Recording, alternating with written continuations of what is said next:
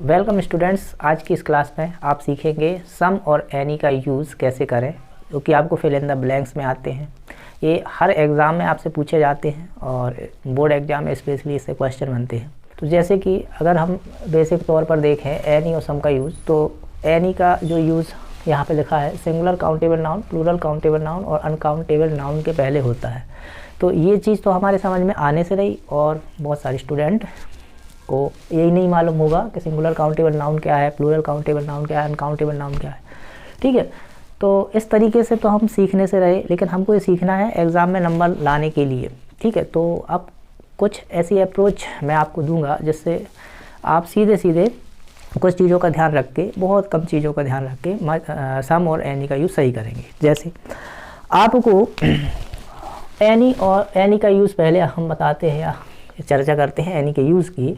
तो एनी का यूज़ दो प्रकार के सेंटेंस में यूज़ होता है। एनी का यूज़ जो है दो प्रकार के सेंटेंस में होता है, पहला नेगेटिव सेंटेंस और दूसरा होता है इंटेरोगेटिव सेंटेंस। अब बात वहीं आ गई कि सर हमें यही तो नहीं समझ में आता कि नेगेटिव सेंटेंस इंटेरोगेटिव सेंटेंस क्या है। मान लो हम इतने कमज़ोर हैं तो फिर कैसे, तो आपको इसको भी ध्यान नहीं देना है। अब नेगेटिव सेंटेंस क्या होता है वो मैं आपको बताता हूँ। नेगेटिव सेंटेंस ऐसा होता है जिसमें आपको नॉट दिखता है। जिस सेंटेंस में नॉट दिखे वो नेगेटिव सेंटेंस है। कभी कभी नॉट ऐसे ना दिख के इस प्रकार से आपको दिखता है, ये भी नेगेटिव सेंटेंस है। ठीक है, तो ऐसा कोई भी सेंटेंस जो नेगेटिव हो, मतलब जिसमें नॉट हो या एंटी लगा हो, वो सेंटेंस में हम एनी का यूज़ करेंगे।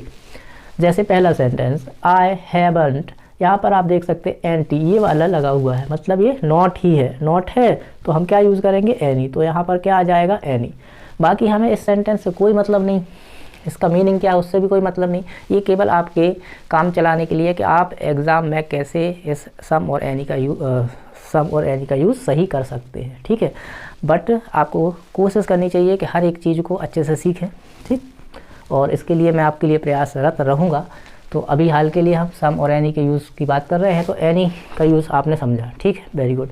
अब दूसरा सेंटेंस भी सेम है, इसमें भी नॉट है, मतलब ये नेगेटिव सेंटेंस है। नेगेटिव सेंटेंस है तो हम इस पर यूज़ करेंगे इसके खाली स्थान में एनी का यूज़। ठीक है, अब बात आती है थर्ड सेंटेंस की, और ये लिखा है वॉज देयर। तो इसमें तो नॉट है नहीं, तो अब ये कैसा है, तो अब इसको कैसे पहचानेंगे कि नेगेटिव है कि नहीं, क्योंकि नेगेटिव तो नहीं है क्योंकि नॉट नहीं है, लेकिन क्या इंटेरोगेटिव है। अब ये समझना थोड़ा सा हमारे लिए मुश्किल है क्योंकि हमें बेसिक नॉलेज है नहीं। तो इसकी पहचान क्या है, तो इसकी पहचान आपको ये मिलेगी कि लास्ट में अगर क्वेश्चन मार्क हो, इतना तो हम जानते हैं कि प्रश्नवाचक जो वाक्य होता है, इंटेरोगेटिव जो वाक्य होता है, उसके लास्ट में क्वेश्चन मार्क आता है। तो अगर क्वेश्चन मार्क है तो वो इंटेरोगेटिव सेंटेंस है। नहीं तो इसकी बेसिक पहचान क्या है कि इसकी शुरुआत हमेशा, कोई भी इंटेरोगेटिव सेंटेंस होगा तो उसकी शुरुआत हमेशा हेल्पिंग वर्ब से होगी। अगर वो हेल्पिंग वर्ब से शुरू है, लेकिन हमें हेल्पिंग वर्ब नहीं मालूम है, इसलिए हम क्या पहचान याद रखेंगे कि लास्ट में इंटेरोगेटिव साइन है कि नहीं।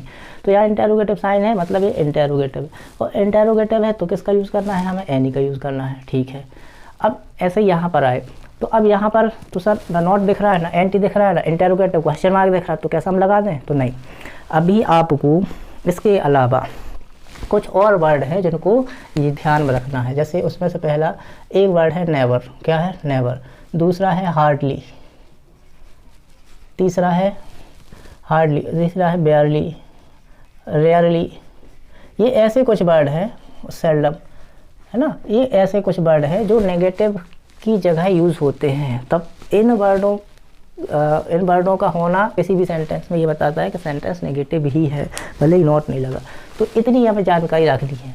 तो अगर हम ये देखते हैं तो यहाँ नेवर यूज़ है, नेवर किस संदर्भ में, नेगेटिव बनाने के लिए, इसलिए फिर यहाँ एनी का यूज़ होगा। ये हार्डली किस संदर्भ में, भाई नेगेटिव बनाता है, हार्डली शब्द आता है तो हम समझ गए, तो इसके लिए यहाँ क्या आएगा, एनी यूज़ होगा। ठीक है, अब सिक्स्थ वाले क्वेश्चन की बात करते हैं। हमारी अप्रोच क्या होनी चाहिए, तरीका क्या होना चाहिए कि ये सेंटेंस हमारे एग्जाम में आया और हमने इसको देखा, तो सबसे पहले अब क्या देखेंगे, नॉट। नॉट नहीं है, ना एंटी है, और ना इन वर्ड में से कोई है, मतलब ये नेगेटिव नहीं है। फिर हम देखेंगे इंटेरोगेटिव तो नहीं है, तो इंटेरोगेटिव की क्या पहचान बताइए, लास्ट में क्वेश्चन मार्क नहीं है, तो ना ये नेगेटिव है ना इंटेरोगेटिव है, तो फिर हम किसका यूज़ करेंगे, अब हम कर सकते हैं सम का यूज़। क्या यूज़ कर सकते हैं, सम का यूज़। तो आपको पता चला एनी का यूज़ कहाँ करना है, सम का यूज़ कहाँ करना है। सम का यूज़ कहाँ करना है, ना जो नेगेटिव हो ना इंटेरोगेटिव हो, ऐसे सेंटेंस में हम सम का यूज़ करेंगे। ठीक है, अब बात करते हैं क्वेश्चन नंबर 7 और 8 की। ये स्पेशल केसेस में होता है और इसको आपको याद रखना है, क्योंकि ये नियमों का उल्लंघन करते हैं। जो नियम हमने सीखे हैं, ये सेंटेंस ऐसे जो नियम का उल्लंघन करते हैं। कैसे करते हैं देखो। अब ये सेंटेंस में नेगेटिव तो नहीं है, लेकिन अगर आप लास्ट में देखो तो इंटेरोगेटिव है। इंटेरोगेटिव है तो इंटेरोगेटिव में हमने क्या सीखा? एनी का यूज़। क्या सीखा? एनी का यूज़। तो आपको ये ध्यान रखना है कि ऐसा इंटेरोगेटिव सेंटेंस जो अधिकतर विल्स, वुड या विल से स्टार्ट होते हैं। ध्यान क्या रखेंगे? ऐसे इंटेरोगेटिव सेंटेंस जो विल या वुड से स्टार्ट होते हैं, ऐसे सेंटेंस के खाली स्थान में हम एनी की जगह सम को ही भरेंगे, सम को ही लिखेंगे।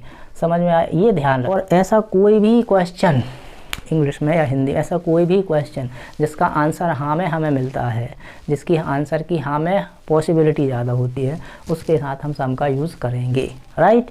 तो ये इतना याद रख के आप सम और एनी का बिल्कुल 100% सही यूज़ कर पाएंगे, चाहे वो कोई भी सेंटेंस हो। तो आज हमने केवल इतना ही चर्चा में रखा है कि सम और एनी का यूज़ कैसे करें। चैनल को सब्सक्राइब करके रखें, क्योंकि आपके एग्ज़ाम के पहले तक पूरे डू एज डायरेक्टेड इसी प्रकार से आपको कम समय में और सटीक तरीके से उनको कैसे सॉल्व करें, यही उन वीडियो के माध्यम से आपको सिखाया जाएगा। तो आज के लिए इतना। Thanks, good day, good bye.